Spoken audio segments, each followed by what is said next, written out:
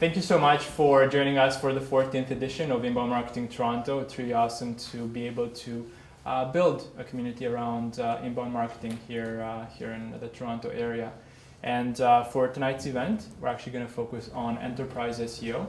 What are the major issues that leaders who are looking after search engine optimization with large enterprises, what are the issues that they're dealing with, what are the tools that they use, what are the opportunities that they see for the future. You're going to have the opportunity to ask a ton of questions, so feel free to grill Dev and Brent with anything that comes to mind.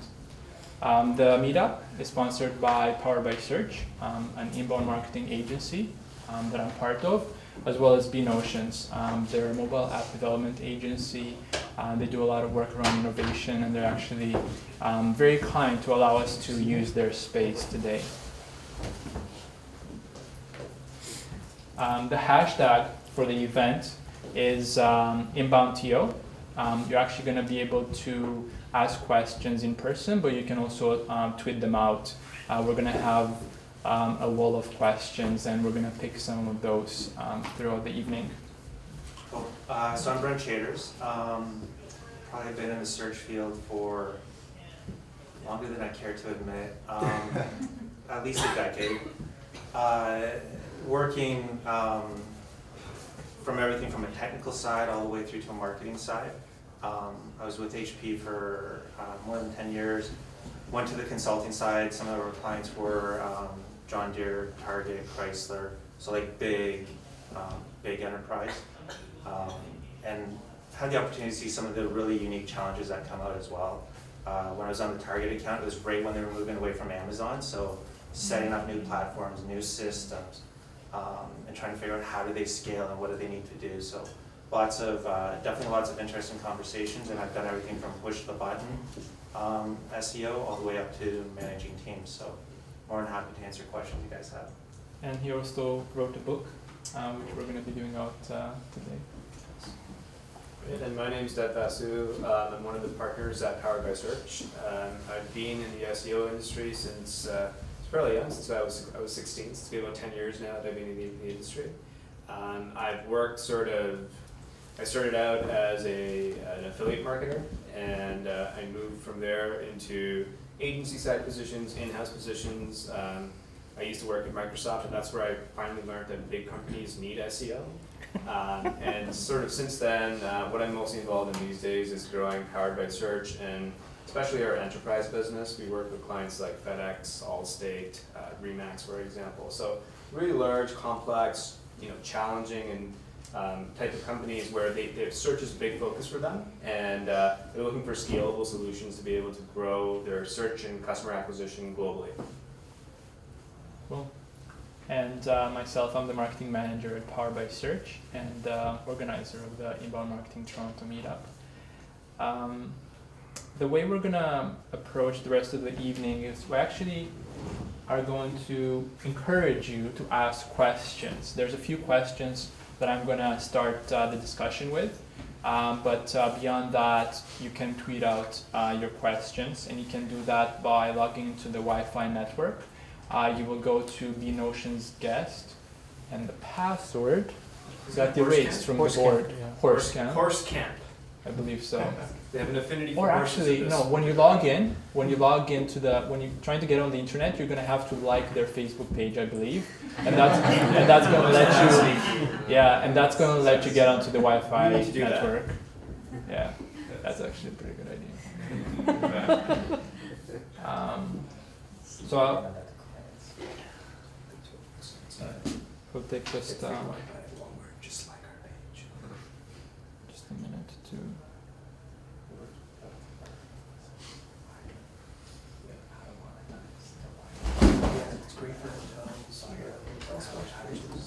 We initially had an additional speaker for the evening. His name is Kareem, and he's working in a digital marketing leadership role with Dell Computers. But unfortunately, he had a family emergency and wasn't able to attend tonight's event. he answered a whole lot of questions for me via email. So I'm going to turn that into a blog post, which will put up on the Powered by Search website, so you can look out to that, for that. Before we start tweeting out questions, there's a few that I prepared just to get the conversation going. So if we can have both of you answer these, that would be pretty awesome. Can you please provide a brief description of your day-to-day responsibilities, just so that the audience has an idea of the kinds of things that you do? Wow. So usually I come in at 9 a.m. Well, this will probably give you a good sense of what corporate's like. So I come in at 9 a.m., I'll have a meeting. Usually it's a team meeting. We'll talk about what's on the plan of record. Usually that's a Monday. We'll work through what needs to get done for the rest of the week. And then from there, we'll start breaking out specific tasks, or I'll be partnering with other groups. It might be IT, it might be the sales team, it might be another marketing team, it might be one of my counterparts in the US. So I spend more of my time, I'll say, doing administrative stuff today, but the reality is I find even when I was pushed the button, you spend more time coordinating and really talking to people than getting stuff done. I don't know if that feels like it's a good use of time, but that's kind of the reality of enterprise. If I think about when I was consulting, it's all about client delivery. It's like, you got to get stuff done. So it was like, here's a spreadsheet, here's the data, get some results, get that back to the client, and make sure it's smart, make sure it's insightful, and make sure that there's some action to be taken. So it's interesting to see those two sides. And like when I was consulting, it was Safety and Nitro. So again, like big company providing search services to large enterprise, but it's interesting to see the difference between the two approaches. My day starts probably around 7 o'clock in the morning, and I wake up blurry-eyed, look at my phone, and I go, okay, let's organize some of this chaos in my inbox already. And that's partially a lot of like what agency life really is like. You don't know, there's a big difference between clients versus customers. So if you're a SaaS startup where if you're selling software, for example, and people are putting a credit card down and you have mass volume of customers, then you have customers, you don't have clients. Unfortunately, clients are very different because you don't know when they're going to call, when they're going to email, and every client believes that they're the only client that you have. So a lot of my day is spent in terms of, unfortunately, in my inbox.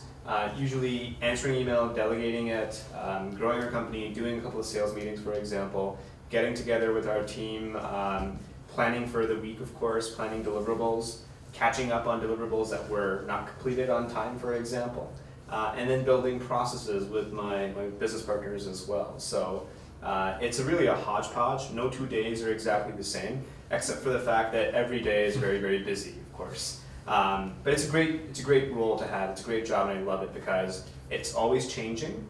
And this industry is always changing as well. So if you think like you have a fast-growing startup, and then on top of that you have an industry that's changing always fast as well, unless you love it, you're not going to be able to do very well at it.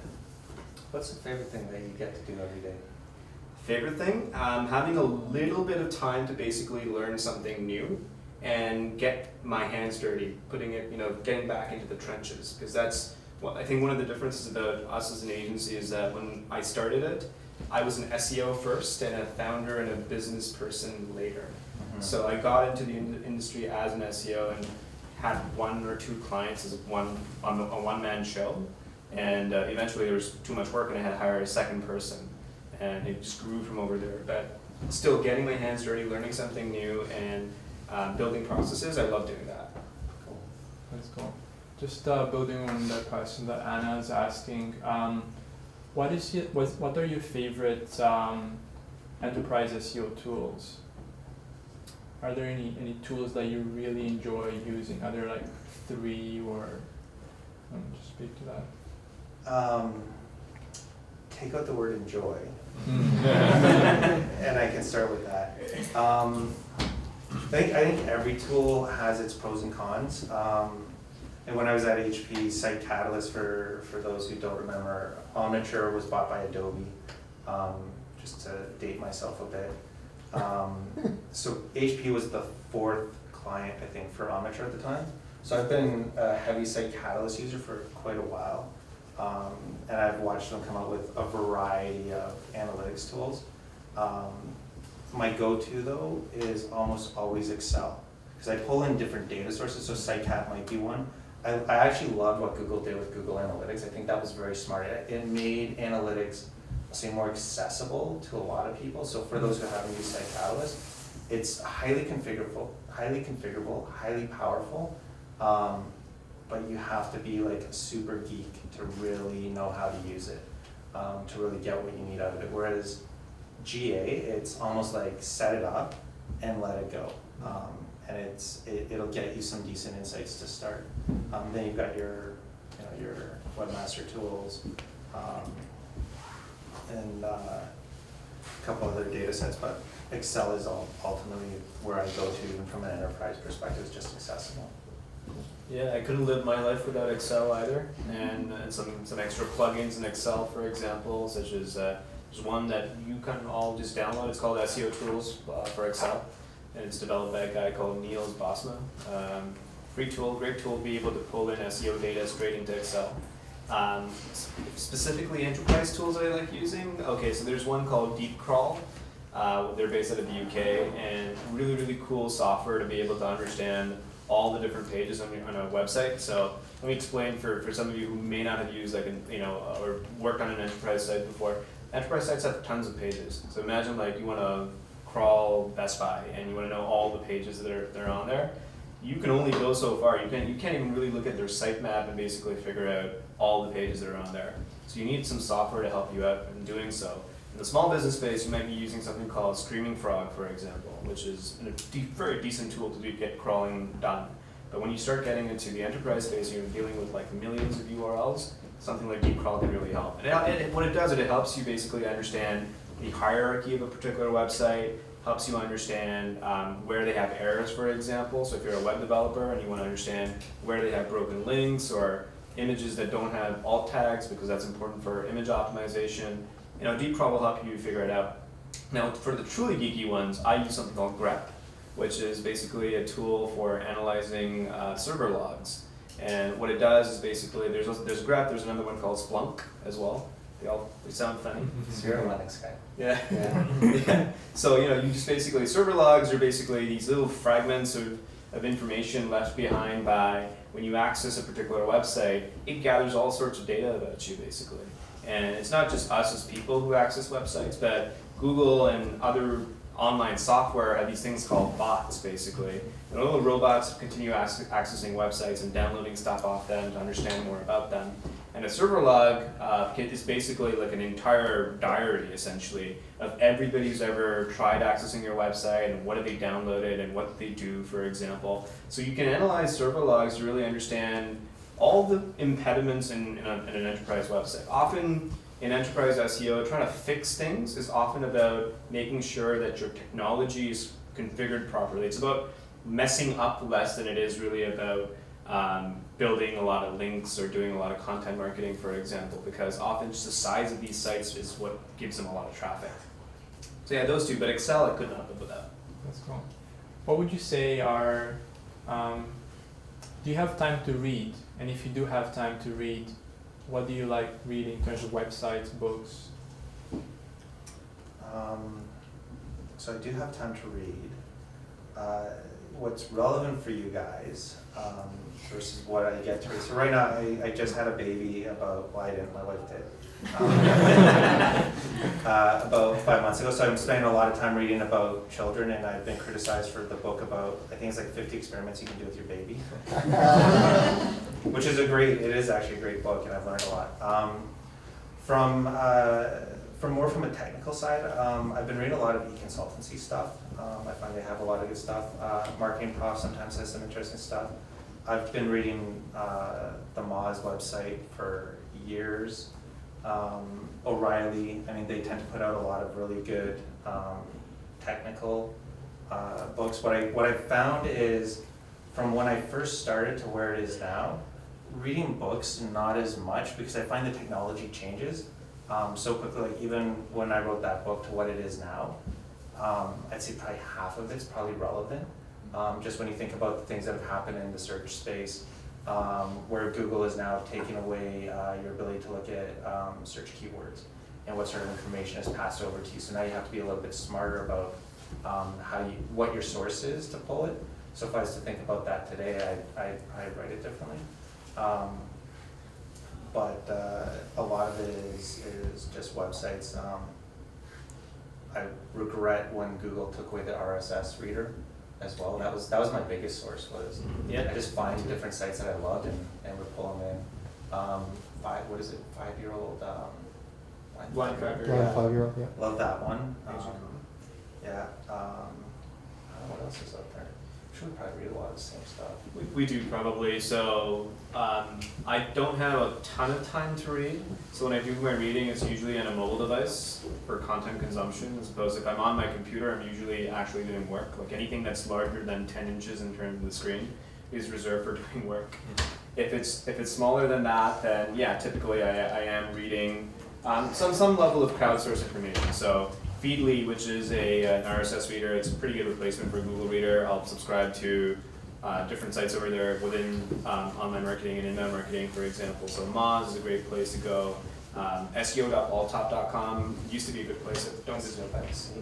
Yeah, SEO by the sea. So like if I want to get geeky, I'm reading Google patents, for example, which there's a site called SEO by the sea. It's great because you start seeing how Google engineers started filing patents like 2006, 2007, and only now are the insights basically from their patents being utilized into Google's algorithm. So that's some cool stuff right there. But often what I do these days is try to get myself out of the SEO and inbound marketing echo chamber, and I start looking at other fields, for example. So I look at Hacker News, news.ycombinator.com.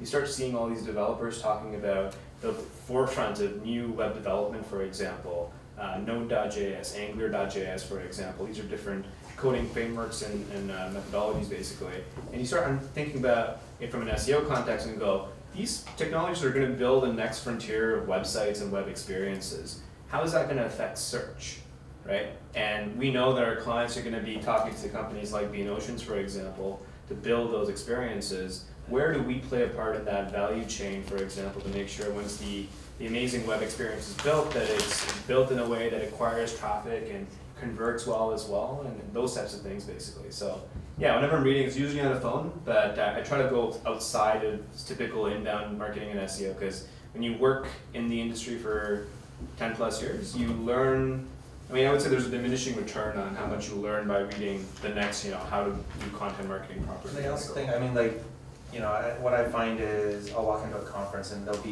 it's usually the same groups of people, and usually just like through conversations, like I probably get more through conversations that I have with people than I do through some of the stuff that I read. But I think you made a great point where it's not so much what you read, it's more how do you interpret what you're getting. I don't need to read a lot, I just need to understand, oh, okay, it seems like Google's going this way, probably I should anticipate these things to happen. And a sign of a really good SEO person is somebody who doesn't have to go back and be like, remember that recommendation I gave you like 4 months ago? We shouldn't be doing that now. Now we need to be doing this. Like that's usually a sign that you're probably doing something else a little bit more black hat-ish or gray hat-ish than anything else. And believe me, like there are things that you can do. It'll pull a lever and you'll see results. Is it sustainable? Is it long-term? Probably not. And to anchor this back to enterprise, I think that's the bigger challenge is you're representing a brand, and usually brands have more integrity behind them, or if something really goes off the rails, you probably don't want to be associated with the PR press that's going to go out. And I've seen that happen. I mean, like, was it one of the big retailers in the US when they were doing all that black hat stuff? JCPenney. Yeah, the JCPenney scandal. Like that was huge, and I'm sure somebody's not played it. Somebody got canned. What was the scandal? The scandal was that they were buying links, and Google doesn't like it when you buy links because it's used as means to game their algorithm, and they were buying links for things like denim jeans, for example, right, or designer jackets and stuff like that, and they were ranking, and they were making millions of dollars based on this. So it could have happened in Canada. The Bay was doing this, for example, they would have been able to generate a ton of revenue by being able to rank well for these terms. Just to preface it, so like if there's terms that because we're speaking the lingo of the industry, if you don't know what that is or whatever, just say what is gray hat, what is black hat. We'll be happy to explain it at that point in time. Sounds good. Andy, do you want to ask your question again? It went off the screen. Oh yeah, so trying to think of how to phrase it. SEO touches on a lot of things, and I've actually stopped referring to SEO as SEO at all, just because it ties into so much. So when you're dealing with enterprise, you're dealing with a lot of different teams and usually a lot of bureaucracy. Oh yeah. How do you manage that? How do you manage working with all these different teams and these different stakeholders when trying to, like, let's say, make site changes? You're just trying to get some simple things done on the site. How do you handle that? You approach it from building a business case, and even before you build the business case, you figure out what the levers are for the people who are stakeholders that will make them look good. As an agency, that's the number one question I ask my contact within an enterprise. I say, who are the players, and how do I make sure they get a big fat bonus at the end of this year? Tell me what makes them tick, what would make their boss appreciate something that they did that would make this business grow. And they tell me, and they say, hey, you know what, I would love to get more conversions, or I would love to get, you know, a higher NSAT score, for example, so like a customer satisfaction score. Well, how do we go leverage that, right? And so I might be able to get a recommendation approved by saying, let's kill two birds with one stone. Let's change that title tag, but let's also deploy a tiny micro survey that asks the user whether the content person who just wrote a ton of content for this page, we're asking the user whether that content was useful or not. And that's going to tie into your customer satisfaction score. So it's not always about a means to an end type of approach where you just say, can you make this change because I'm the SEO and I said so? It's more about saying, okay, who are all the players in this particular, that are involved in making this change? What is a chain of command, basically? And how can I please everybody on that chain of command, basically, in some way, shape, or form? I'm getting a House of Cards vibe. Yeah, well, it's true. Yeah, it's, I mean, organization navigation is probably the biggest thing, figuring out who the players are. I'll be a little bit more cynical. Some people don't matter, to be honest. Like, there are times where you need to figure out who's a decision maker, who's an influencer, who's the funder, and sometimes the decision maker and the funder are not the same people. And sometimes, I'll be honest, I don't care about the decision maker. I just need to get the funder because they're going to give me the money and they're going to say, go do what you need to do. And the decision maker is actually irrelevant. And sometimes they position themselves as, oh, I really control the flow, and they don't. The bigger thing is building, I think, trust in the org as well. I mean, one of the reasons that I actually left HP was because I felt like I'd been there for so long. I could literally say something and feel like, oh yeah, like, you know, he's been here, we trust him. And I was like, do I really know what I know? Or do people just sort of do what I say because I've been here for so long? It's like, you know, old dog on the street and they're like, just go do it. And that was one of the reasons that I left, was to validate, like, do I really know this search stuff or not? And then going over to the consulting side, I mean, it's a whole different world. And again, though, it's that ability to navigate organizations that helps you get there. And if you build a relationship, sometimes you don't need the money. Sometimes you walk over to the IT guy and be like, hey man, I'll take you out for a coffee, let's talk. And then you get him all excited. He's like, oh yeah, like that sounds like a great idea. If you get into his head and you identify, you know, exactly what Deb was saying, what is it that's gonna make him look good? Probably come along for the ride. So there's different ways of doing it.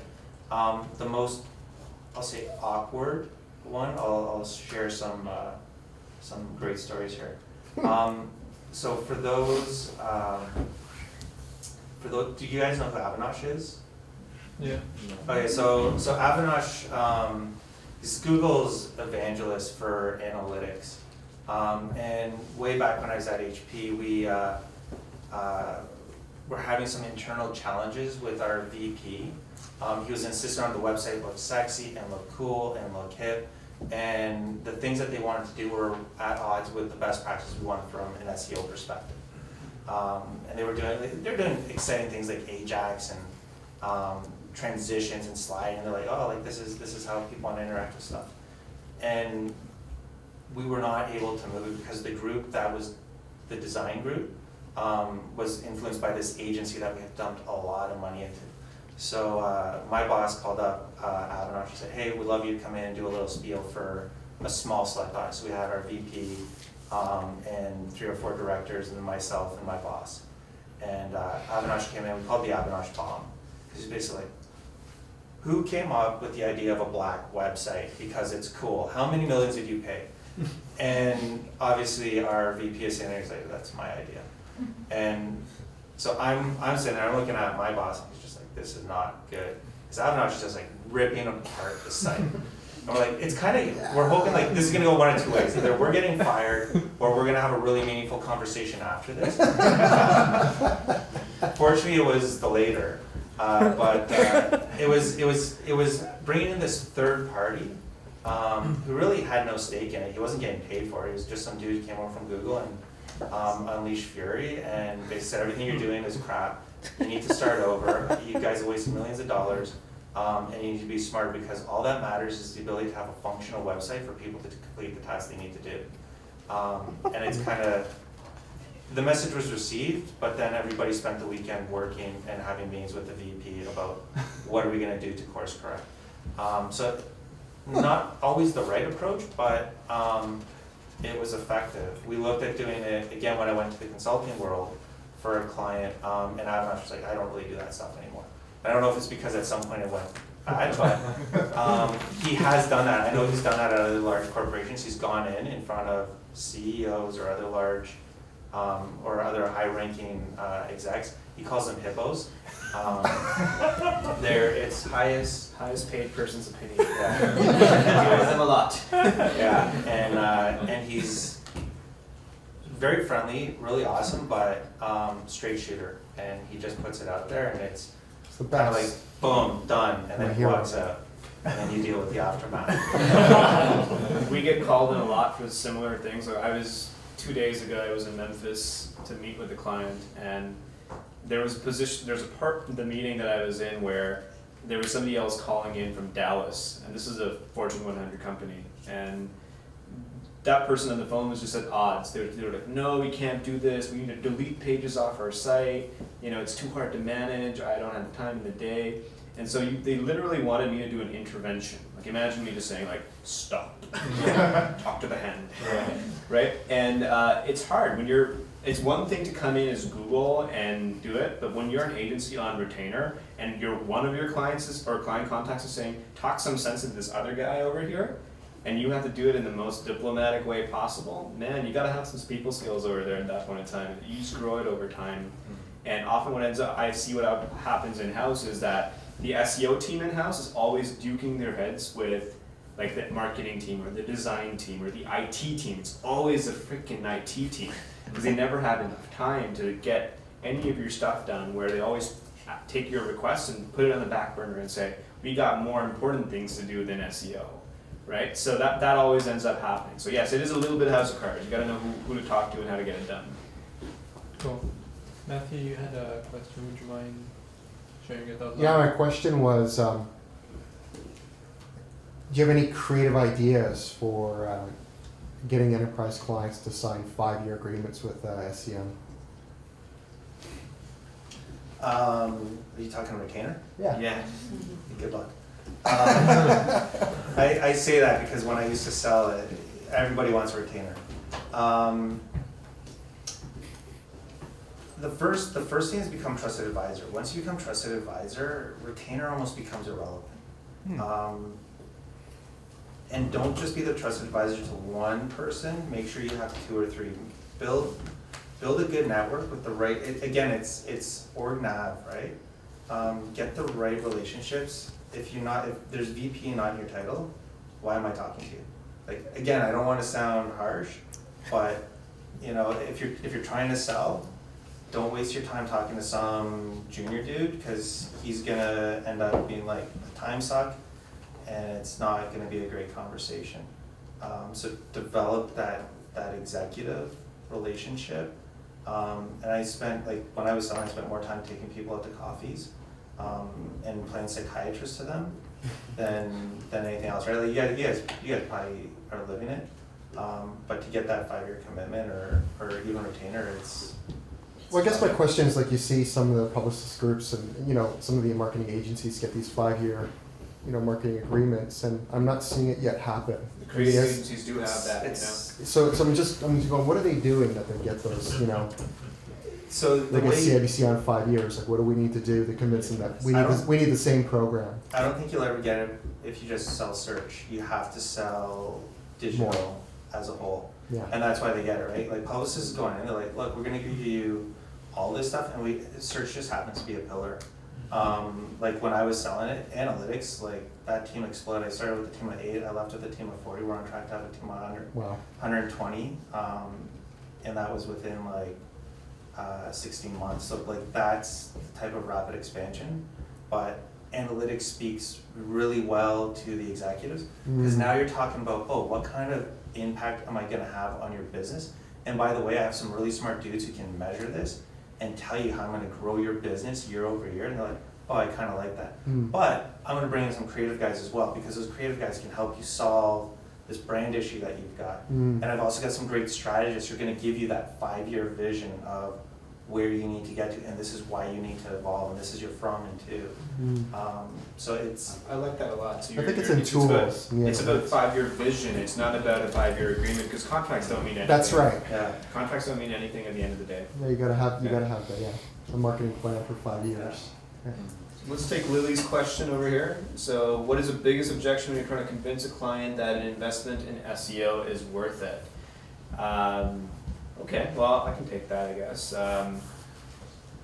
To be completely honest with you, I think you can start off with a proxy, okay? So you can talk about how great it is to have lots of traffic or a #1 position. You can show them all sorts of studies, for example.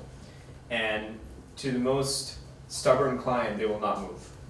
But what you could do as a much simpler way of selling SEO through is run a 1-month pay-per-click trial with them and say, can you do AdWords with me for 1 month?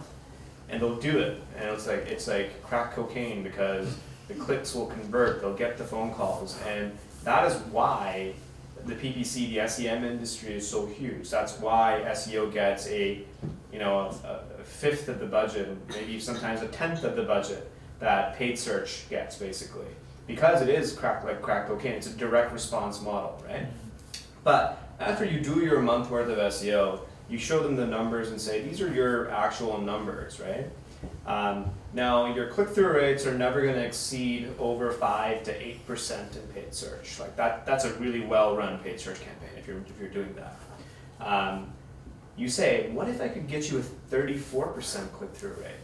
And their eyes, your ears perk up and go, what? You can do that? You say, yeah, actually all we have to do is rank in these other results on the left-hand side that don't look like ads, because people love to buy, they don't like being sold to, right?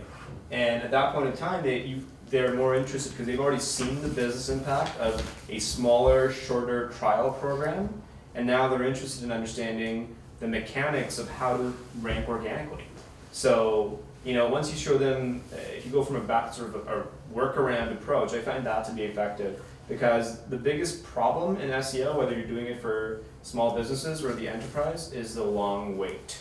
It's the wait of doing so much work related to fix this and do that and build some content and wait some more and build some more content and see a trickle of traffic, and it's never that hockey curve growth that people expect you to have so quickly. And in most cases, there's actually a slide from Rand Fishkin, who's the CEO of SEO Moz, now Moz, and it showcases his wife's blog, basically. His wife's name is Geraldine, and she's got a blog about travel. It's called The Everywhereist. And he showcases how she was blogging for close to 2 years, and traffic sort of sputtering along in Google Analytics. And then around the 2-year mark is where it started kind of growing like a hockey curve, basically. Most people don't have the fortitude to stand around and wait that long, especially when you're using it as a marketing channel to actually grow your business, right? You wouldn't be waiting 2 years to test something out to see if it works. That's the main challenge in SEO. Now, in most cases, if you have smart people working on it, you won't need 2 years to make it, to figure out if it works or not. More like 90 to 120 days for at least the first instance of a bump in traffic. But that's probably the hardest thing. It's the wait and the unpredictability of if I invest $1, it takes time to figure out how much more money you're going to be making for the next dollar that you invest. I would say from an enterprise perspective, it's how do you scale search? It's not so much most big companies are like, I need search. It's now more how do you scale it? So, kind of what Deb was talking about isn't so much an enterprise issue. It's like, we already got a lot of traffic, but how do you scale it? And the difference there is when you start reporting out, it's more about what's your share of voice. Because they're looking at competitors, so you might grab 1,000 keywords, preferably non-branded, and you say, this is kind of what we're gonna target, and there's probably some that are similar or they're stemmed or variations. And you look at that and say, okay, this is kind of where we rank as a whole, and this is where a competitor ranks as a whole, and you can kind of look at it as, so a first ranked position would be like a 34% click-through rate. A second position, I think it's like 18 or so, somewhere around there. But as you kind of go down, it's like diminishing returns in the rankings. But you could say, well, we're both gonna rank here, so it's not really you have a share of voice one-to-one, it's I have a like 18% more share of voice because I have a number 1 position over number 2. So you can kind of algorithmically work that back and say, as a whole, based on all the rankings and everything where we sit, this is our share of voice compared to the competitor. And I find that one story tends to resonate well and sells in very quickly. And then the second is, oh, and by the way, if we increase your share of voice by this much, and I get X number of people to your website, I can then start modeling back and say, well, you've got a conversion rate of 4%. If I bring in another 100 users, that's going to be another 4 sales for you. Scale that up by 1 million, and it's going to just continue to expand out. So now you got 400,000 sales that are coming in every month. Guess what? That's pretty impactful. And you're now talking like hundreds of millions of dollars in increased revenue. So once you start bringing it down to that, that's where I think you picked up the ears of the right people, and they're starting to say, yeah, I kind of need to get this thing. That's great. Before we go to the next question, I just wanted to mention that if you ask a question, you get the opportunity to put your business card into the hat at the end of the evening, and you'll have the chance to win one of these 4 books. We have 3 copies of Mastering Search Analytics by Brent Chaters, and we also have one book called Lean Analytics, Use Data to Build a Better Startup Faster. So you're highly encouraged to ask questions. There was one that we actually just missed. It was asked by the ideologist. Would you mind asking the question out loud? Yeah, I was asking about Google Trends. From your perspective, how do you see that? I love it when I first have an engagement with a client. It's a great way to do research in terms of potentially some pain points that they might have, what's sort of happening in their space, especially if it's an unknown for me. When it comes down to specific search tactics, I probably don't use it as much. It's more of a, how do I learn more about this company and who are they, and then what is it that's probably their most recent pain. Are you referring specifically to Google Trends, the tool? Yes. The tool, okay. So we've used it creatively in a couple of different cases. We have this one client where all the metrics are basically great. It's like their pay-per-click traffic is great, their click-through rates are great, their conversion rates are great, their form conversions have gone up since we took them on from their previous agency, yet they continue complaining about the phone not ringing, right? And they just say, like, they launch a new website, they took us on, and they're like, this has been the slowest couple of months ever. And we're all scratching our heads going, what the hell is going on, man? Because how is it that people, this is a business to consumer type company where people are more likely to pick up the phone and call them than they are to fill out a consultation type form or a free trial type form. And so we're going, if form conversions are going up, then by the same ratio, it makes sense for calls also to have gone up. It doesn't make sense for one leading indicator to go this way and the other one to go that way. And so we started using, we dug really deep. We went on their website, we looked at analytics code if it was installed properly. We looked at their previous agency's work and their conversion history. And then, we started asking them for their call data. And, what we found is that over the last 2 years, there's been a steady sort of 30% decline in the number of phone calls. So when we asked them, what else is going on in your business, right? How about other marketing channels? How's that working out for you? And they said, we haven't done anything different in our marketing channels. We invest the same amount of money in offline and, you know, in billboards and radio and print and TV and stuff. And we go, well, I don't know what's going on in that case. So that's when we turned to Google Trends actually. And we started Googling their own brand name and variants of their brand name. And you know what we saw? No wonder. We started seeing a decline in the actual number of branded visibility essentially, or search demand for that particular brand. And that gave us a little bit of a, you know, some validation to go back to the client and say, and this is again where as an agency you have to be super diplomatic and say, you know guys, if you're telling us that nothing's changed in your offline game plan, maybe you need to go talk to the vendors who are managing your print and your yellow pages and your TV, because something's not right. We did a correlation chart and we showed them traffic and forums going up, and then we showed them a correlation chart of their phone calls and what we saw on Google Trends, and they were kind of well correlated, right?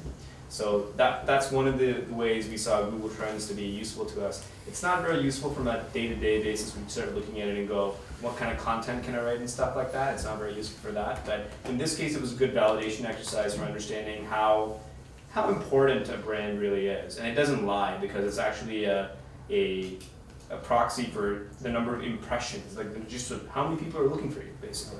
Right? It's also excellent for negative keywords on PPC. Yes. Yes. Great. So we have a question from Syed Raza. Are users really facing content overload? And if so, how do we captivate and engage them through all the noise? Are you guys familiar with Jacob Nielsen? He does a lot of testing usability stuff. So he's got this, he's got a great little one pager on, it's called an inverse Weibull function. So basically the idea is most things, as you use them more, have a higher likelihood to fail. So like think of a tire on your car. The more you drive on it, the higher likelihood you are to have a blowout. So an inverse Weibull function is the more you're likely to use it, the more success you are to have. So the way he looks at web pages is the more that content or that page gets used, the higher likelihood it is to have for a successful outcome. And the reason I bring this up is way back in the day, I used to not really care about time on page. I kind of thought it was a useless number until I read this study, and then that's when I started looking at, well, is there a correlation between time on page and number of pages visited? And so if you can hook them in, and it's usually it's reading something today. I think it was called like a list approach to landing pages, which is e-consultancy, where it came from.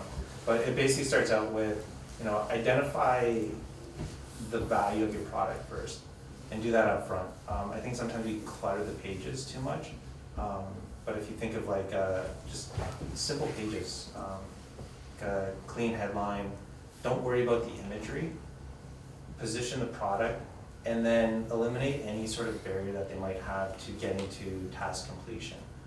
So don't make them have to go through a form with 20 fields. If you can get it down to 3, get it down to 3. Create the minimal effort that they need to get to where they need to get to. And then start thinking about things like online chat or whatever as other ways to start to engage. But as a whole, I don't think it's necessarily content overload. It's the inability for us to position content clearly. Does that make sense? Yeah. The other observation I have on this is, I've seen different types of content become popular over the web over the last 10 years. If you remember, anybody remember big.com? Yeah. Yeah, I loved it. Or /dot. Yeah, or /dot. And now you look at sort of Imager and Reddit and memes, for example, and you think about all the cute cat pictures and stuff that you see on the web, and you think back to I Can't Has Cheeseburger actually starting that trend, right? What ends up happening, I find, as a medium of content, so infographics, for example, or blog posts, when they first come out, usually some trailblazer starts it by complete mistake. Like, how many of you know what, maybe I'm saying it wrong, what Dodge is? Yeah, Dodge. Okay, so I'll just fill you the rest of you in. So there's a breed of dog, I believe it's called an Akita or something like that. It's a Japanese dog. It looks a little bit like an orange husky, okay? And so there's a picture that this old lady took of this husky and put it up on her Facebook page. And the husky's kind of just looking at you as if it's smiling. Somebody took this particular picture and made a meme out of it, okay? And it just created this sort of broken English, which is just something like, come on, Andy, help me out over here. So It's like such fancy, so shibe, much wow. much wow. And it started a trend basically of people copying this, and it evolved into now there's something called Dogecoin, which is like Bitcoin basically, but a variant of that. So you can see these sort of internet trends sort of like just booming off in a span of like 2 months. They've just become like pop culture essentially, right? But one of the things in terms of content marketing and crowding around it is that every time something becomes popular and people start emulating it and creating more of it, for example, I have a theory that the more people try things, the more mediocre the overall quality of content gets as a result. That's why you have shitty infographics and really shitty blog posts, and even marketers writing shitty content about like how to do content marketing. You know, it's so meta, like a blog post about how to do content properly, which is shitty to begin with. So there's things like that. So when you're thinking about it as a marketer, you always have a good thing only lasts so long. So you have to milk the opportunities in the beginning, and then understand when to get off the bus before it dies. So today, actually, a friend of mine, Ann Smarty, years ago, she launched a blog, a group basically called My Blog Guest. Okay, and this was back in like 2008 or 9 or something like that, and you as a blogger could just go on there and see what other people were, if other people had a blog, they could put up a post saying, hey, I need some content, I don't have enough time to write, can you come write for me on whatever my topic is? So if you had a blog about real estate, you could find a blog about mortgage brokers or whatever, and then exchange some content, right? And that became a fast way of building links and about exchanging content. It started in a good place, but today, Matt Cutts ended up penalizing her website. Matt Cutts is a search engineer at... Matt Cutts actually went out and said, your website. Yeah. and so, yeah, there's a, what is it, SMX West going on right now? Yeah, so anyway, so she got dinged for this years after actually starting this up. So when I say get off the bus at the right time, it's important. You have to understand that any time when you create content, there's a beginning and a middle where a lot of people do it and it becomes mediocre. In between that, there's always like a renaissance revival almost, where people go and they do it like a last ditch effort of really, really great content, and then it dies. And then it's on to the next thing, for example. So when you're doing content marketing, look at sort of the leading indicators. Look at Mashable, for example. Look at TechCrunch. Look at, BuzzFeed. Great example of somebody who's or their company basically really evolving content based on user data. They test like 20 headlines before they launch one blog post. So any of those funny things that you see on BuzzFeed, they actually have a viral coefficient and a formula that they calculate to see how many people will see the particular post in their Facebook feed, for example, versus how many people will click on it, versus what is propensity of people to click and share that particular post. They go really, really deep, basically, right? So think about that type of stuff when you're trying to think about, like, instead of content being crowded and being really like standout. I think you touched on a good point there too. There's two ways of content consumption today. In the old days, when you think specifically search, you go out and find it. Whereas now, as social media becomes more and more prevalent, it's a lot more push. Mobile apps, I think, are changing stuff as well. So it's like, you go install a mobile app and I get a bunch of content pushed at me, and it's because I like your general content. So I think the whole idea of like this hunting versus gathering, and people going out and sending you content. So my friends are probably going to have the same sense of humor that I have, and they'll send me the same stuff until eventually I get sick of it, and they'll probably get sick of it at the same time, and then we'll all go in another direction. But I think that's really changed the way too of thinking about your content production as a whole. Is it shareable and is it findable? Let me ask you a question. How many of you actually do SEO like more than once or twice in a month? Like raise your hand if you actually do SEO rather than just talk about it or learn about it, for example. Okay, so for those of us who've done SEO, for example, there's a talk by Will Reynolds. Yeah, from Sear, okay? And he's based out of Philly, and he came up with this hashtag called Real Company Shit, RCS, okay? And it's just about how, like, as SEOs, we all have to grow up and stop pulling tricks on Google and do some real marketing. So for those of you who are the marketing consultants, the PR guys, the folks who've worked in creative ad agencies, you know, I'm banging down to you because you've been doing it right the entire time. You perhaps didn't know the digital context, but people who work in ad agencies and PR, they understand how to create marketing communication that appeals to people. And sometimes, like Oreos, for example, Dunkin' in the Dark, if you guys know about that particular promotion, that appeals to people. It pulls at your heartstrings in many ways. The flight that I was on 2 days ago, I found 6 different people, okay, between Toronto and Memphis and Charlotte, for example, I had to stop over there, talking about the same video on YouTube. Linda, honey, no, listen to me, listen to me. Yeah. Has anybody seen that? Yeah. It's a 3-year-old arguing with his mom. Yeah. That's the power of virality. But imagine if as a brand, as an SEO, you could think about that. How could you make something look so natural as a marketing campaign, for example, that the content is shared in a way because it's lovable, not because you're pushing it on somebody, right? That's the type of thing that will always have legs, but you know, the next blog post about 10 ways to do something, probably not. Right? And the thing that I'm envious of, companies that don't have to worry about the brand perception as much, you have more freedom to do riskier and unique things. Whereas as you get into bigger corporate, there's a lot more eyeballs, there's a lot more, I'll say, conservative approach and comfort to the things that you can and can't do. And so you get a lot more approvers as well. And it's like, it only takes one of those guys to be like, I don't feel good about that. And now you're not sending out your picture of your dog dressed like a Jedi or whatever it is, to drive some sort of content.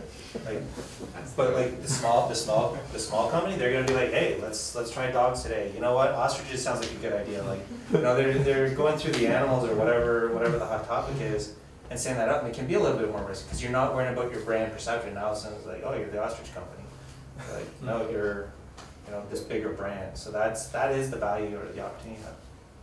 So it's Brent, right? Mm-hmm. Brent, when you're with these large companies, are there like legal challenges with, let's say, the way we collect leads and then like put them in autoresponder and then we cookie them and we market to them and like doing all this kind of stuff? Are there challenges in that area where these big companies are like, no, we can't do that? So there are laws that all companies are supposed to abide by. I think smaller companies, maybe they're not aware of them, but ignorance is not a reason to break the law. But there are PII, so personally identifiable information laws that every company is supposed to be compliant to, especially if you're ever doing anything like the European markets. They're very big on privacy. You know, and as you think about global, I think that the challenge that global has is if you operate across multiple countries, you now need to think about the privacy issues that you're dealing with across all of these different countries. And that's where the uniqueness comes in. If you're only dealing with, like, say, the Canadian market, it makes it a little bit easier because there are things that you can or can't do. But say you want to sell your product now in Quebec, well, you know what, there's actually a law that says you have to have your website in French if you've got an actual product that's being delivered to that Quebec market. So you need to think about where and how you're doing your marketing, and that's probably going to influence it. But there's definitely more lawyers in larger companies, so yeah, there's more eyeballs. Hey, you mentioned that social media is becoming more prevalent. What would you tell a service-oriented company that insists that they don't need a social media presence at all, and they just fight you tooth and nail? So if they're, depending on the service, if like, do they deal with a lot of phone calls and stuff? Yeah, 100%. So the first thing I would do is start positioning, well, you know, phone calls are expensive. And paying for a call center is expensive. And social media is a great way to start offloading some of that. Especially like things like care, like there's a bunch of low-hanging fruit. Social doesn't always mean things like Facebook or LinkedIn. Social could be, I think Dell did a great job at this. They created this website where it was like, hey, like what kind of features or things would you like to see in our products? And like people could up or downvote them. And it was a great way to create social engagement. You know, services, you can go in and say, here's like just self-help type stuff. And again, it's social in nature, but it's a good way to get your foot into the pool. And then as you go, then you start realizing, oh, maybe we should get some sort of social listening tool. Radian 6 is a big enterprise one. There's other smaller ones, but then you start recognizing, like, oh, there's a ping over there, somebody's complaining about our stuff. Hey, social guy, he goes over, he talks to them, and he makes them happy. When I was at HP, one of the girls who used to work for me, so HP, do you guys remember HP kind of came out with like this tablet at one point? And then they were like, oh, we're out of the tablet game, and they sold them for like $100. Customers weren't happy about that. So customers were delighted that they're going to get this thing for $100, but there were people who were like, I just spent like $800-900 on this thing. And it turned into like this whole social issue because we're like, screw you, HP, you took my money. And Bryna, who was just, she's awesome. And she just really connects with people. And so she was a perfect person for social. And she was like, hey, you know, like, what's going on? And she'd like help everybody. And then she would like tell some story about her dog or whatever. But people actually started liking her. And they weren't so pissed about their stuff. Because like, oh, like there's this real person. She's really connecting with me. And they loved that fact. So it actually kind of took the conversation in a positive way. And she ended up, I think she started out with like, at the time she had like maybe 500 Twitter followers. And she had some like 36,000 in like less than a week. And I think after 2 weeks it was like over 150. Like it was like that gives you a sense of how quickly that social thing scaled. And people were just like, hey, Bryna at HP just knows what she needs to do. And then we had a lot of interesting conversation internally about like, well, who really owns the Bryna at HP account, and how does that work? So as you think about social, you'll have a lot of interesting conversations about how do you position that. And now you'll see like there's more blanket type tags out there. But I had one where I could go on Facebook at HP and just like put whatever I want out there, and it was like Brent at HP, and we changed it also as just like HP at that point. But we still wanted to have that unique voice. So I think either wait and something bad will happen and that will make a case for you, or start out with just something that's easy and accessible, and then go from there.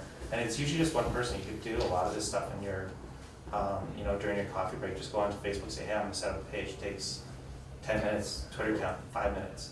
Well, yeah, you were talking about building a vision for people, like a 5-year vision. I think social media is really easy. It's a really easy thing to throw into a package.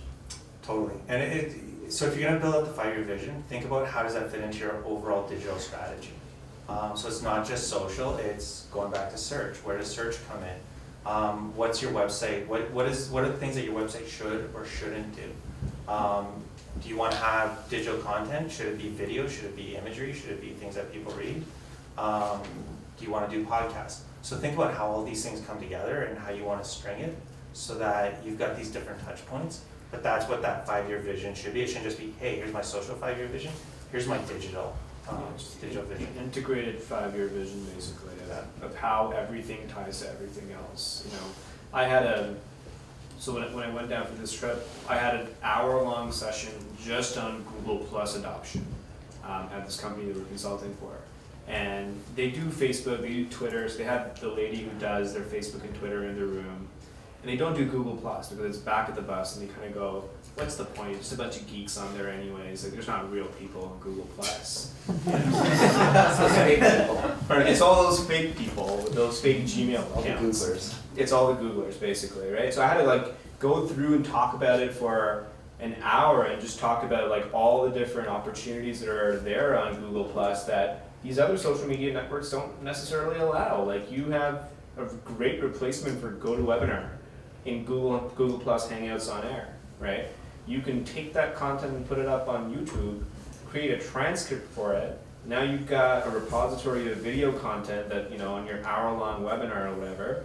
And how long would that take? How long do you think it would take to get an hour of video with marketing VPs or whatever at a Fortune 100 company shot? A long time, right? A lot of budget.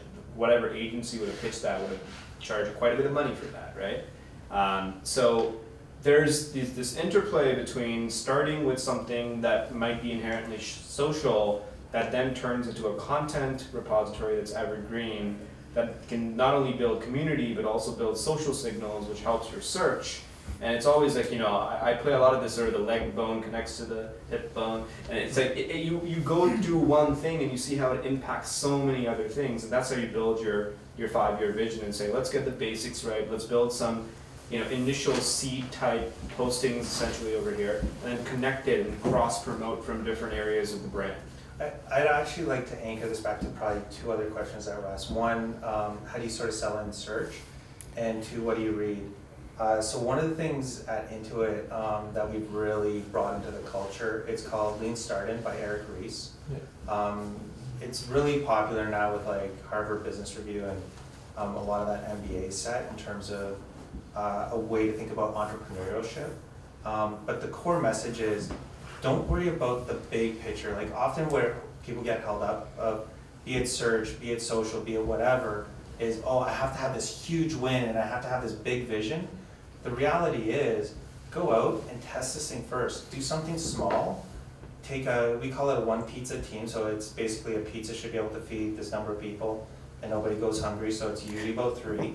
And you take that and you get that group together and you just come up with something. So it's like I said, go create a Facebook page, and you know, go get, if you need to get somebody's blessing, create that Facebook page. Say, I'm going to do this in the 15 minutes that I might have every day. I'll come in 15 minutes earlier, stay 15 minutes late, and I'm just going to do a little bit of Facebook. And if you get a few followers start turning into 100, then 100 turn into 1,000. And you're like, you know what? Maybe this thing has legs. Maybe we should do it. Or you might find out, hey, maybe for your audience, nobody's going to Facebook, and you're like, well, why am I going to invest my time in this? Maybe Facebook's not right. They call it a pivot. Try Twitter. Or maybe it's how you're positioning Facebook. Maybe you just need to try something else. Don't worry about spending lots of money. Just get it started and go from there. Thank you. That's great. Anna Maria was asking if you have something that you have to deliver that you committed to, but for some reason you didn't have the chance to deliver it on time. How do you go about engaging in that conversation? And I guess this is interesting to just to hear an agency's perspective as well as the, let's say the agency screwed up and didn't deliver on time, or you know, let's just talk about. There's 2 ways you don't deliver, right? So you don't deliver on time. That's one thing. If you don't deliver in quality, that's a completely different thing, right? So time is usually excusable in many ways, right? And this happens often in the agency environment where you just have too much work and not enough time. So what you end up doing at that point in time is, the right thing to do is let the client know well enough in advance and say, listen, you know what, like, I know you do this on like a week before, 2 weeks before, for example, not the day or the evening before something's supposed to get delivered. And you say, we're not quite there yet because we're still working out some kinks on this deliverable that we have for you. And we're really sorry we can't make this particular deadline, but we'd rather not meet this deadline than to ship you a product that we're not proud of. Right? And sometimes the buck stops, for me at least, buck stops here, and I say, I'm responsible, my team has given this to me, I'm the last, you know, part of this chain to approve this so that it's ready to go out to you, but you have to forgive me. I've got a lot on my plate, and until this meets my full satisfaction, I cannot ship it to you, right, as a client. And they usually go, you know what, this guy cares, like, this agency cares. You know, if you ship something to somebody on Friday at 5 o'clock, they're usually not going to look at it until Monday anyways, right? And we know that, and they know that, for example. So time is usually something that, with enough heads up, you can often have some leg room around. The other thing is always under promise and over deliver. So if internally you're going to have it ready on Monday or Tuesday, don't tell the client you're going to ship it on Wednesday. Tell them you're going to ship it Friday, okay? Because it gives you enough leg room. Because things sometimes will always go wrong in the middle. A file won't be saved properly. sometimes. Always. Now, quality on the other end, that's more difficult to apologize for. If you find an error in quality, be the first to tell the client about it and say, we missed something, or that Excel formula was wrong, or our data was incomplete, for example. We found it, we're gonna fix it for you, and I just wanted to let you know that this happened, right? They're gonna appreciate you being proactive as opposed to you thinking like, nobody's gonna find that and this much data, whoever, you know. And it's true for sometimes, honestly, for enterprise clients, we've done like 3 months of work, given them, you know, a couple of decks, and then the appendix material is like 300 pages worth of content, right? And it's not because we can't be succinct. It's really because of the scope of the project is that large. We've shipped them like Excel files that are 80 megabytes, which is a lot of information for Excel, to be honest, right? And we know they're not going to look at it, but at the end of the day, if we find something that's not right, it's our job to fix it. That's what they retained us for. So if you're going to make a mistake, and mistakes will happen, it's still people working with people at the end of the day, and we're not machines. It's better at least from an agency perspective, to identify it and let them know well in advance and give them a proactive plan of action on what you're doing to fix it. It's not so much that you made a mistake, but what are you going to do to fix it, and let them know. It's much worse when a client comes back to you and says, you guys promised me this, but you didn't deliver, or it's not up to my expectation. That's when it starts going south. Yeah, I mean, I think you hit the big one. Just own it. If you own it, good or bad, whatever it is. So I'll speak from as a manager of people. If you start the finger pointing game at any time, the team dynamic breaks down quickly, and you end up with a team where nobody really has trust. If you as a leader just go in and say, you know what, we screwed up. We were either gonna fix it, or you're gonna let us go. It's your decision. There's nothing you can really do at that point. It's, once you own it though, most companies will look and say, hey, you know, I appreciate the fact that you're owning the accountability to this, and you've identified what the challenges, and you're gonna take next steps to do what you need to do. And as part of owning, you should go in with a very clear plan of, and this is exactly what I need to do next to resolve this issue. If you just show up and say, yeah, we screwed up, well, that's an awkward conversation. Yeah. But if you say, yeah, we screwed up, and here's the 3 things that I'm gonna do right now to make it better. Sometimes it's, we're gonna refund you money, sometimes it's, we're gonna do some stuff pro bono for you, or sometimes it's, hey, we're actually still gonna get paid and we're gonna still work on this. Because sometimes they'll recognize too, that there was an onus on their side too, or they're like, maybe we didn't give you the right information, maybe we called an audible partway through. But if you own it, it's the best thing you can do, and you'll sleep well at night as well. The other thing that I'll also add is sometimes it's good to mess up, and there's always a price to be paid for messing up, and sometimes it's a monetary cost. You lose a client, for example, but it makes you better as a team, especially if there's no finger pointing, because you actually look back and you kind of go, you know, when you lose an account, the entire team kind of goes, man, why did that happen, right? And the introspection actually begins at that point in time. And if you're not, it's not sort of dog on dog, and at that point in time you don't do the finger pointing back in the boardroom. You sit down and go, you know what, that process that we did over there could have been better. Okay, let's sit down and actually rework this entire thing. Let's work out a better process with better quality assurance, for example. Maybe things like, maybe people working in pairs. And we discovered this, we were working on an enterprise client a couple of months ago, and we said that 4 different individuals would go split up the work around keyword research. Well, guess what? 4 different individuals approached keyword research 4 different ways. And so the data set was entirely different when we caught it sort of midway. And you know, part of our team was like, man, we invested too much time and effort to go and do this again. That's where I had to put my foot down and say, no, let's do it again. Everybody, it's like, you know, it's like a restaurant, for example. You can't churn out 4 different dishes that look, taste, and you know, are completely different. And consistency is key over here. And especially when you're working in data, it all has to be gathered and presented the same way. Those are going to have skewed results. So sometimes messing up is a good thing. Hopefully you mess up internally first before you find it and fix it before the client finds it and fixes it for you.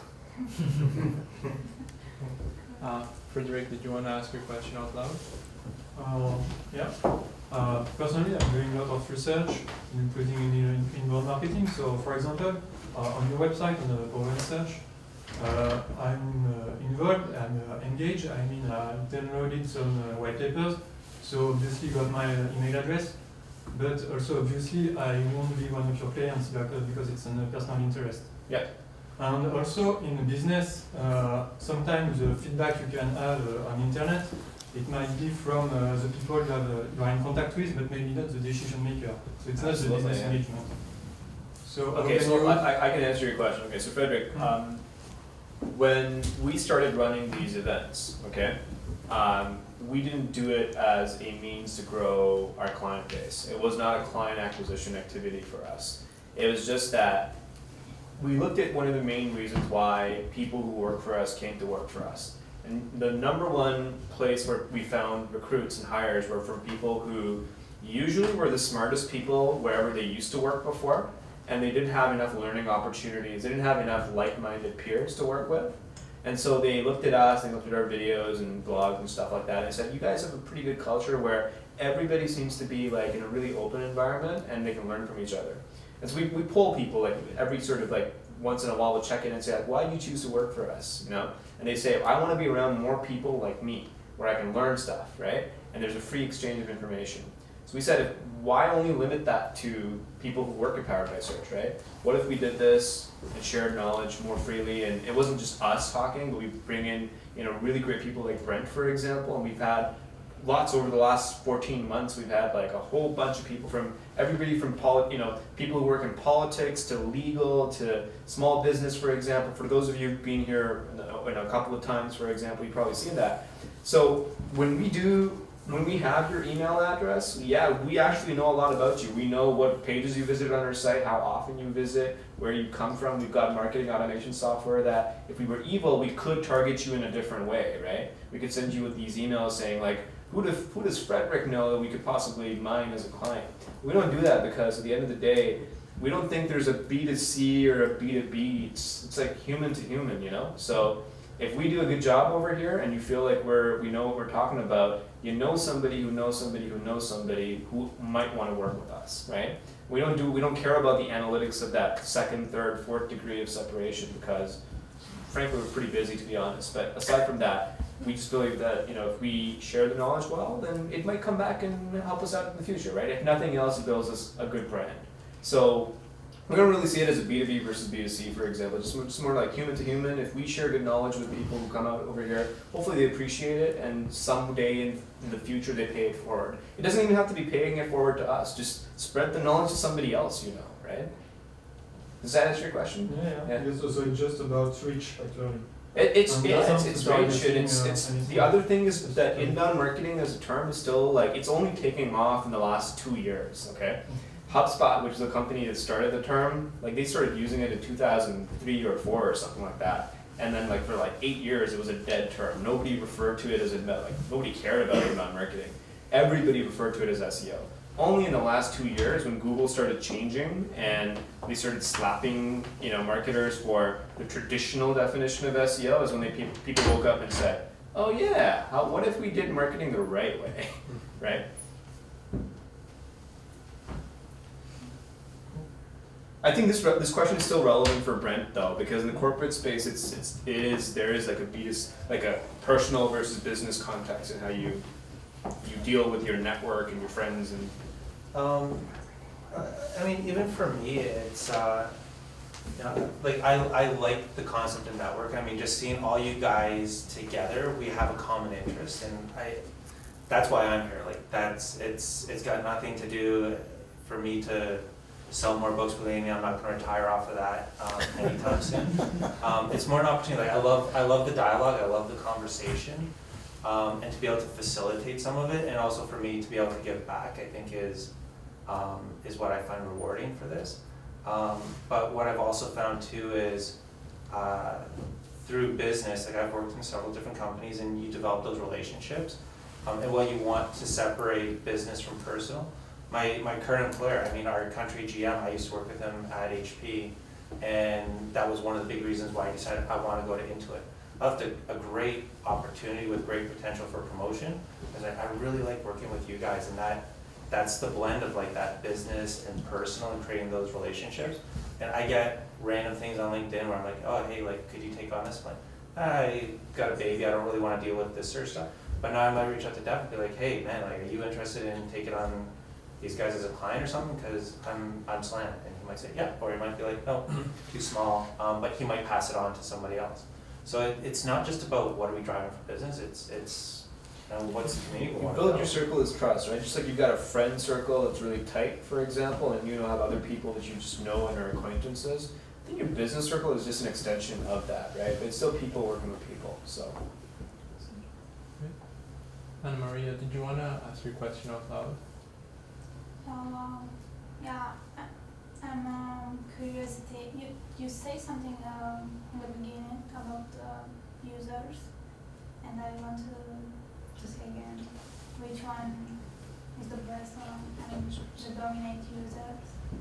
Dominant users of search engines. So you're asking about like the most, I guess, common heavy searchers basically, or? I'm guessing you're meaning like the influencer-based, decision-maker-based, the funder, and how they're searching? What?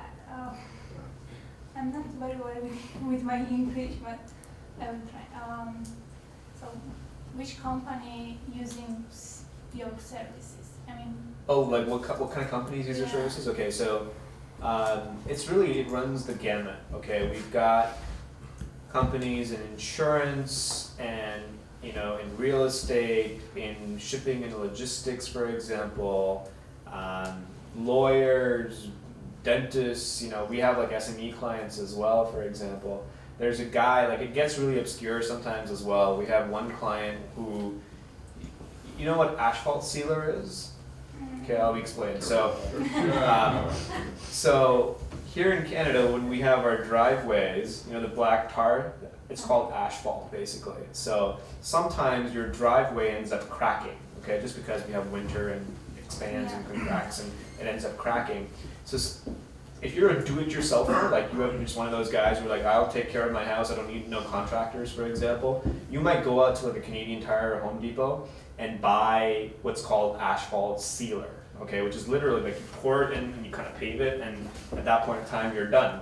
We have one of those clients who sells asphalt sealer equipment online, and he lives in Anguilla, which is a tax haven in the British Virgin Islands, okay? And he kite surfs 6 hours a day, all right? So just to give you an idea, like it's really diverse. And we didn't go looking for them, they just found us and we said, hey, you got a cool business, we'll work with you, So it's really just any commercially driven business where there's like it could be B2C, it could be B2B, for example. If there's a demand for it where people are looking for information or for a provider on a search engine, we could possibly service them.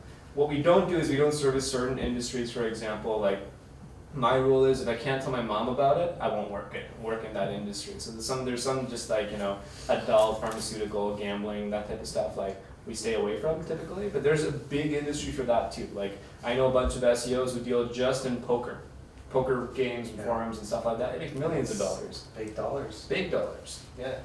So does that answer your question? Yeah. Okay. Yeah. Thank you. Sure. Andy is asking, what surprising similarities have you found across different industries? Is this from a SEO perspective? Yeah, or? so working with different clients, you listed off several different industries. Have you found any kind of surprising commonalities between these different industries? It could be the type of stuff that's successful, could be just things you wouldn't expect. It could be the same across different industries.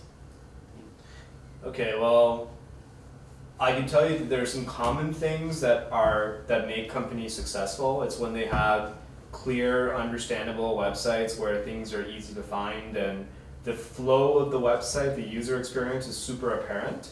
They always seem to do well no matter what industry you're in, okay? Now what I found is we've done some work in the past where a client's had a global site and typical user experience practices that we use for Western websites do not work. Like for example, in Japan, all this concept of white space that we have around, like let's have lots of white space and a call to action and a feature and a benefit. It doesn't work in Japan, Japanese people love having crammed stuff with lots of the blink tag. Yeah, exactly. Blinking stuff and stuff that zooms across the screen and whatnot. And conversion rates are great.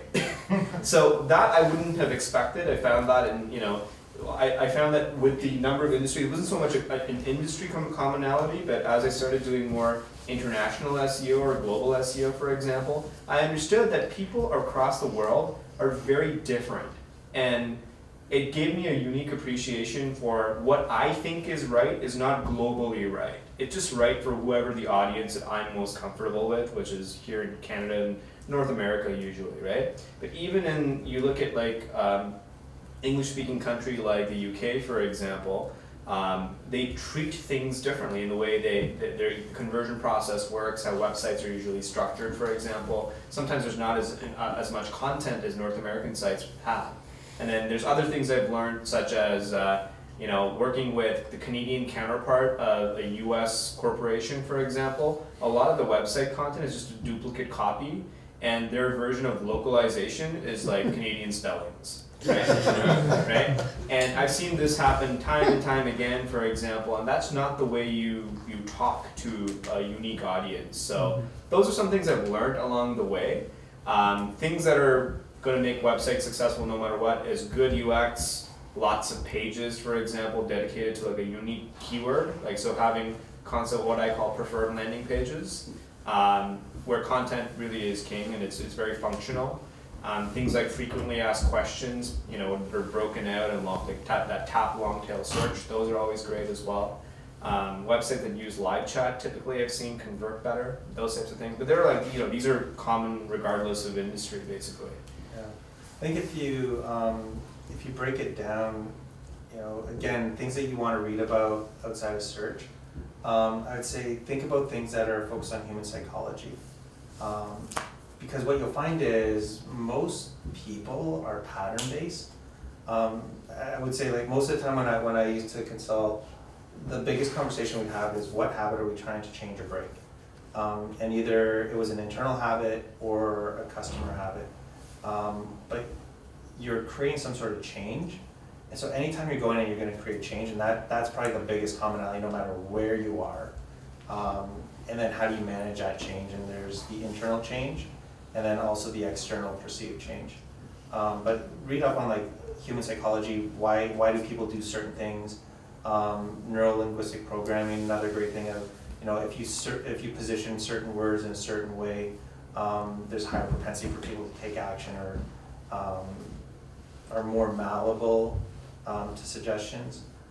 So looking at that type of stuff is probably relevant as well, and it's usually applicable across. But I think that I'll make a great point again around just when you get into the international space, that's probably where you see more variance around the ways that you implement stuff as well. And I would echo, you know, having worked for a Canadian company on the Canadian side, but then also on the US side, it's just duplicate content most of the time. Their challenge is how do you scale content usually, and you can't have like all these content factories around countries. It's how do you scale, localize, and translate. Great. Brent, when you were talking earlier about navigating companies and the different players and different employees and stuff, so let's say your main contact person is not the person that you want to influence, how do you go around that without them causing like challenges for you relationship-wise anyways, since once you leave the meeting, they have a better relationship with that person anyways than your outside vendor? So I've been in situations where there were pre-existing relationships and my job was to mend it. Sometimes it worked out, sometimes it didn't. Like going in, you know it's a tough situation as it is. I'll say it's a broken relationship. And so sometimes it's just as simple as you need to build that trust with that person first.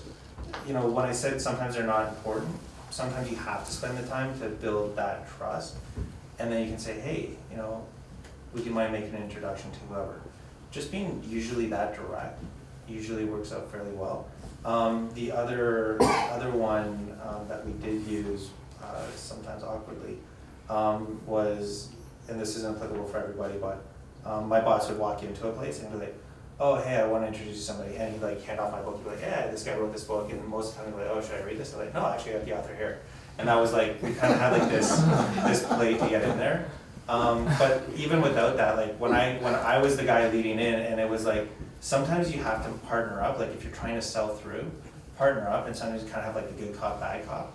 So I'd be like that awkward guy, so I'd be like, you just walk into a VP's office, like, hey, you know, blah, blah. They're like, who are you? Why are you here? You're like, just want to introduce myself, working on your business, would love to get 15 minutes in your calendar. They just say, go talk to my admin, or like, oh yeah, I'm just wrapping up, let's grab lunch or something. It's literally sometimes that simple. Like they're people the same as you or I, and just sometimes walking into that office as that, and it totally is awkward. It's like, hey, just want to introduce myself, and you do it, and then they're like, yeah, you know, you'll have that conversation. The other trick I have learned is get to know the admins. Oh, the admins. Admins are the sometimes most important. The doorkeepers. Like they're the ones that keep everybody's lives in check, and they're usually the most awesome people, and they know a lot of stuff, and they'll share like all the things, who really matters, who's in the good books, who's in the bad books. Like they know it all, and I love talking to them because they're usually the most real people as well, and they're just honest and great. What are some of the definite no-nos dealing with execs from enterprise companies?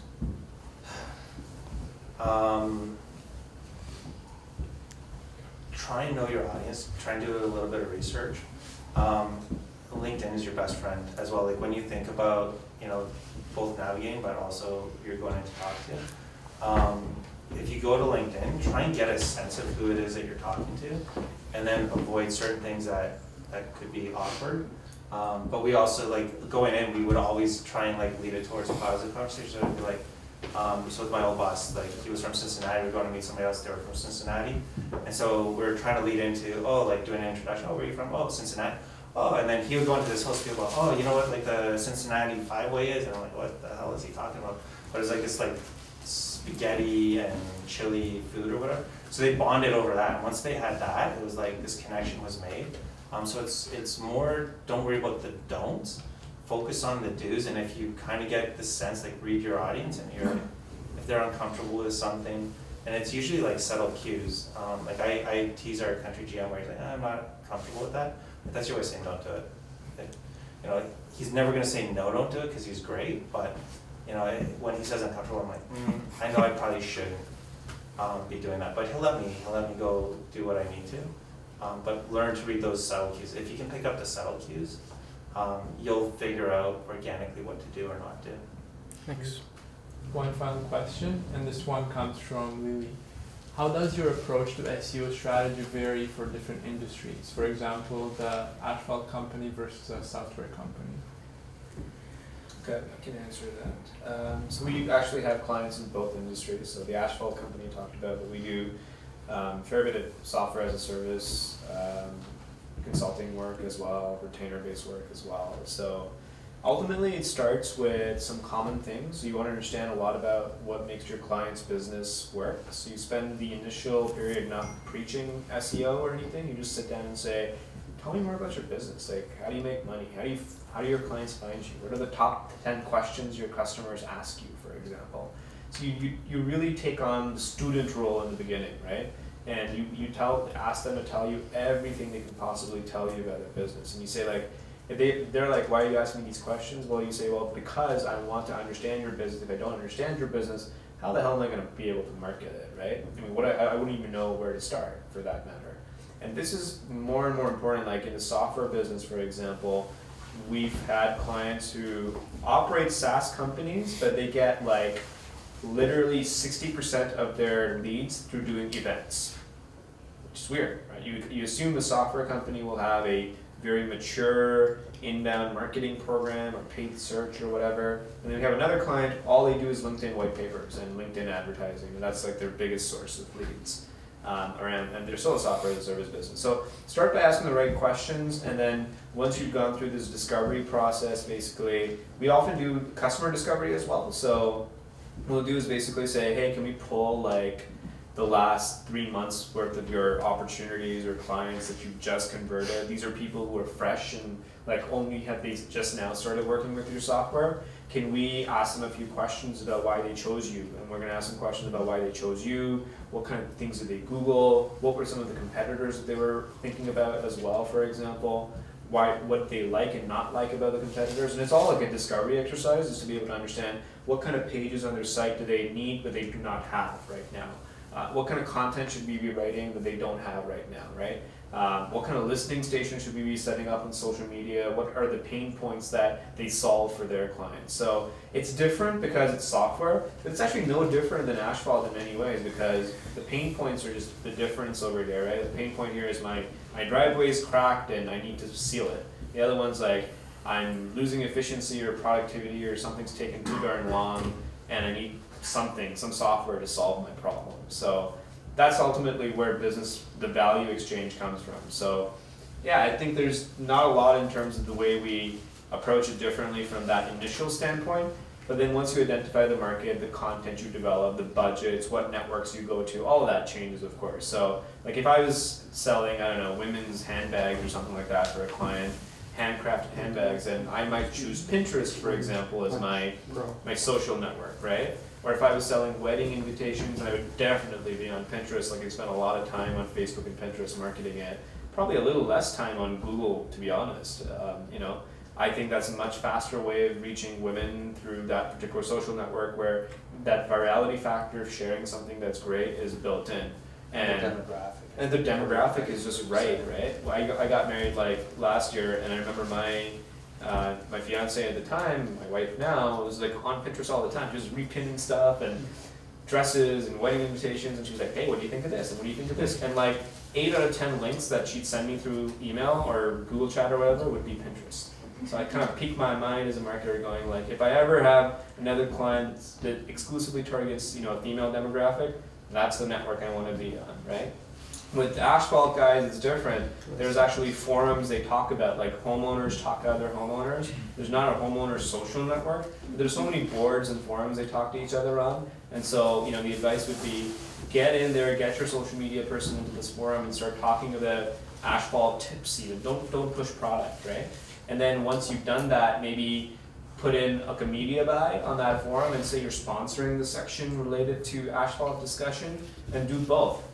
Do the community service of adding in tips, and then do a little bit of advertising and offer a special discount to people for showing their loyalty, and that's how you develop a market over there. So slightly different approaches, but you know, speaking to the same way to your audience, right? The value first. Can I ask you, when you're talking to your clients, let's say like for me, I'm facing a problem, when you're talking to your clients and you say, okay, I'll give you like trial for a month, like you show like, okay, your price per click, like you're gonna like get more visitors to your page or something. But usually like small clients, they talk about money. What to answer this question when I say like, yeah, looks perfect, show me the money? Yeah, sure. Good question. So I would, honestly, I would hold you accountable to that though. When I used to sell it, I would drill it into my team. I'm like, you guys better deliver, because these guys have somebody else that they need. They've got people on their payroll that they've got to get paid. Like that, they're not doing this for charity. And if they're doing it for charity, they're probably trying to get people to donate to the charity. So $1 in better have more than $1 out. So I think it's the right thing to do. Where you need to be smart is what tactics do you want to execute that you know will have quicker return versus longer return. And that's where the balance, like that's why I loved your suggestion earlier, right? Where you're talking about like first get into paid search and then get into SEO, because you'll see the return right away, and then you can get into SEO, which is a little bit of a longer term, but it'll take a while to see that return come back through. Yeah, because I'm as a consultant, like sometimes I face this problem. They just don't understand. You have to give the whole kind of lecture, education to the customer.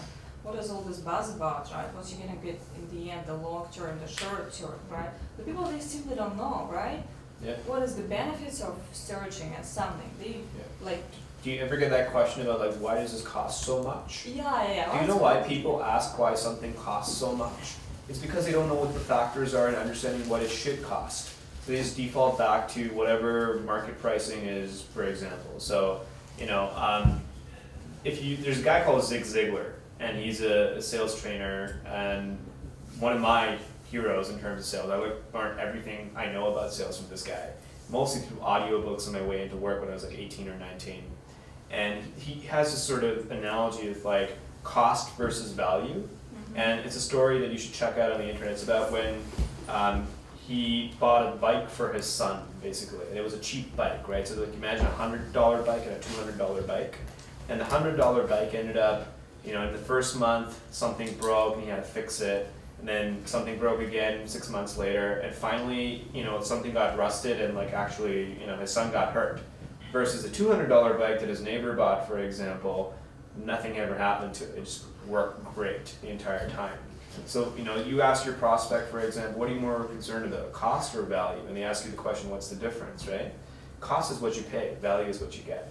Yeah, have you ever been asked, like, do you have any kind of guarantee, like, can you guarantee like profit or something? You probably been asked. Yeah, it's a great question, you know, Yeah. like we get asked that all the freaking time. Like, do you guarantee like Google rankings and stuff? We say, no, you know what, if we could guarantee Google rankings, we wouldn't be working with you. We'd be building our own sites and we wouldn't need to talk to you, right? Because we know how to monetize that way better than, you know, there's no need for me to educate you as a client and build your business. And if I had the secret formula that was like a hit every single time, I'd be doing it for myself, right?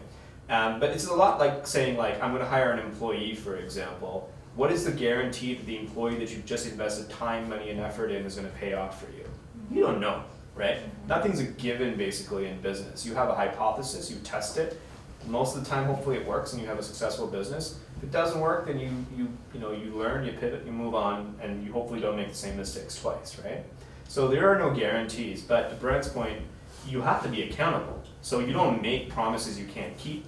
And like we do it, for example, where we say we won't take a client on unless we believe that they're gonna make a 10-to-1 ROI off us. For like every dollar they spend, they'll have to make 10. Otherwise, if they're too small or they're industries where margins are too thin, or we feel like their own team, when we send them the lead, will not service a lead properly and they'll drop the ball, we'll actually either tell them you need to fix your own shop first, or you work in an industry that's simply not conducive towards either search or the rates that we charge. And if that is the case, then we'll pass them on to a partner and say like maybe you need to start a bit smaller and then work your way up in terms of your overall marketing programs. But we definitely will not take on a client where we know that they're not going to make that kind of return. I think that's a huge insight. I know even when I've done freelance stuff on the side and when I was consulting, don't take on every client. Don't feel you have to. Yeah, that's true. I've learned where I was like, I sometimes, when I was young, I remember taking on one client and I was just like, oh my God, why am I dealing with this? And it was like, you couldn't pay me enough to deal with the headache that this guy was because everything was like nickel and diming. And it goes back to, you know, the point I was made. The value wasn't perceived. I didn't have the smart conversation up front of how much money do you expect to make out of this? Okay, well, I'm gonna charge you this. Now the guy's like sitting there and he's like, well, I just gave you this much money, but I'm only making this much here, and it's gonna take me like 5 months to recoup what I've got. And I'm like, I should have had that conversation up front and realized you're so small and tiny that the investment that you need, this isn't the right thing. And that was something I learned early on when I was doing some freelance stuff. But don't take on everybody. It's actually better, be selective in your client list and get good clients. And that will actually allow you to scale and build out a business. Yes. And with that, we're actually going to conclude the evening. There's definitely going to be more time to ask questions at the very end. They are still here. Thank you so much, Brent, and thank you so much, Deb, for taking part in